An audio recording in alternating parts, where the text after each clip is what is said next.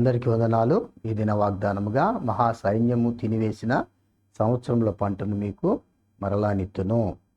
యోవేలు గ్రంథము 2వ అధ్యాయము 25వ వచనము. లేఖనాలు చదువుదాం చూడండి. పరిశుద్ధ గ్రంథంలో నుంచి, మీరు కడుపార తిని తృప్తి పొంది మీ కొరకు వింత కార్యములను జరిగించిన మీ దేవుడైన యెహోవా నామమును స్తుతించినట్లు నేను పంపిన మిడతలను, గొంగలి పురుగులను, అసర పురుగులను, చీడ పురుగులను అను నా మహా సైన్యము తినివేసిన సంవత్సరముల పంటను మీకు మరలా నిత్తును. ఇది నా వాగ్దానముగా, నా మహా సైన్యము తినివేసిన సంవత్సరముల పంటను మీకు మరలా నిత్తును. ఈ అధ్యాయము కొన్ని భాగాలకు విధించుకొని చదువుకోవచ్చు. మొదటి భాగము యెహోవా ఆగమన దినము, మొదటి వచనం నుండి 11వ వచనం వరకు మనం చూడవచ్చు. రెండవ భాగముగా పశ్చాత్తాపానికి పిలుపు, మనం ఒప్పుకొని ప్రార్థన చేసుకొని పాప విముక్తి పొందటానికి చేయవలసిన పని, పశ్చాత్తాపానికి పిలుపు, 12వ వచనం నుండి 17వ వచనం వరకు. మూడవదిగా పశ్చాత్తాపం ద్వారా విమోచన, ఎవరైతే పశ్చాత్తాపడతారో వారికి విడుదల, విమోచన, రక్షణ కలుగుద్ది, 18వ వచనం నుండి 27వ వచనం వరకు. నాలుగవ భాగముగా దేవుని ఆత్మ ప్రోక్షణకు సంబంధించిన వాగ్దానము, దేవుడిచ్చేటువంటి వాగ్దానము 28 నుండి 32 వరకు మనకు కనబడుతుంది. అలాగే ఇశ్రాయేలుపై దాడికి, దానిని తుడిచిపెట్టడానికి మిడతలు ఉపయోగపడ్డాయి. ఒకానొక సమయంలో ఇశ్రాయేలు ప్రజలకు ఆ యొక్క దాడి చేయటానికి మిడతలు ఉపయోగపడ్డాయి, ఐగుప్తు దాసత్వం నుంచి విడిపించబడటానికి. యెహోవా చరిత్రలో సార్వభౌమాధికారి, ఆ సార్వభౌమాధికారం కలిగినటువంటి ప్రభువు అని ఇశ్రాయేలు గుర్తు చేసింది ఆ యొక్క కార్యాలు. ఆ 10 తెగుళ్ళ ద్వారా అప్పుడు నేర్చుకోగలిగాం. కాబట్టి పరిశుద్ధ లేఖనంలో కూడా ఒక మాట చూద్దాం చూడండి. యెషయా గ్రంథము 45 మొదటి నుంచి.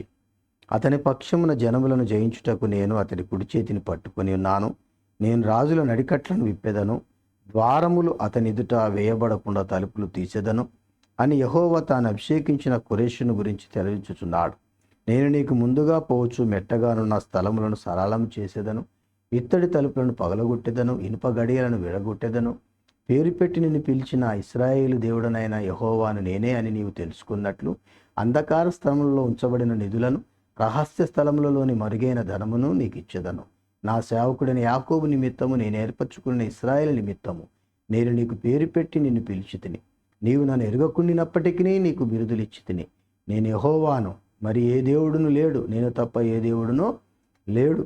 కాబట్టి ఈ విధంగా దేవుడు తన యొక్క ఆధిపత్యాన్ని, అధికారాన్ని, తనకున్న సార్వభౌమాధికారాన్ని తెలియపరుస్తూ వచ్చాడు. సర్వ ప్రకృతి ప్రభువైన యెహోవా నుండే మనకు ఆహారాన్ని ఇస్తుంది, మనకు భోజన పదార్థాలు లభిస్తున్నాయి.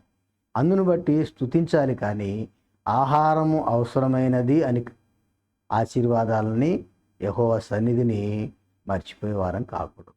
కాబట్టి అతి ముఖ్యమైనది ఏంటంటే ఆహారము కన్నా ఆయన యొక్క ఆశీర్వాదము, ఆయన సన్నిధి, ఆయన యొక్క జ్ఞానం మనకు ఎంతో అవసరం. లేకపోతే కష్టాల పాలవుతూ ఉంటాం. చూడండి, ఇక్కడ 11వ వచనం, యోవేలు గ్రంథం 3వ అధ్యాయం 11వ వచనంలో కూడా ఒక మాట మనం చూడగలుగుతాం. యెహోవా తన సైన్యమును నడిపించుచు ఉరుముల వలె గర్జించుచున్నాడు. ఆయన దండు బహు గొప్పదై ఉన్నది, ఆయన ఆజ్ఞ నెరవేర్చినది బలము గలది. యెహోవా దినం బహుభయంకరము, దానికి తాళగలవాడేవాడు. కాబట్టి ఆయన సైన్యం మామూలు సైన్యము కాదు, బహు భయంకరమైనటువంటి పరిస్థితుల్ని కలిగించేదిగా ఉంటుంటుంది. చూడండి, అలాగే మొదటి అధ్యాయంలో కూడా చూద్దాం. 4వ వచనం నుండి, గొంగలి పురుగులను విడిచిన దానిని మిడతలు తినివేసి ఉన్నవి, మిడతలు విడిచిన దాన్ని పసల పురుగులు తినివేసి ఉన్నవి, పసల పురుగులు విడిచిన దానిని చీడ పురుగులు తినివేసి ఉన్నవి.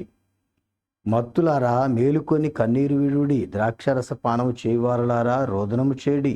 కృత ద్రాక్షారసము మీ నోటికి రాకుండా నాశనమాయను.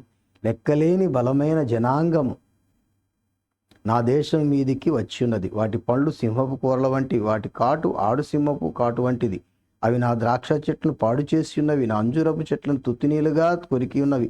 ఎంత కూడా దేవుని యొక్క మహా సైన్యమైనది. ఈ సైన్యం నుంచి మనం కాపాడబడాలి, మనము ఆదరించబడాలి, బలపరచబడాలి, భద్రపరచబడాలంటే మనం ఆయన తట్టు తిరిగే వారముగా ఉండాలి. జకరియా గ్రంథము 10వ అధ్యాయము 6వ వచనం, 10:6. నేను యూదా వారిని బలశౌరులుగా చేసేదను, యోసేపు సంతతి వారికి రక్షణ కలుగజేసి వారికి నివాస స్థలం ఇచ్చేదను. నేను వారి ఎడల జాలిపడుదును.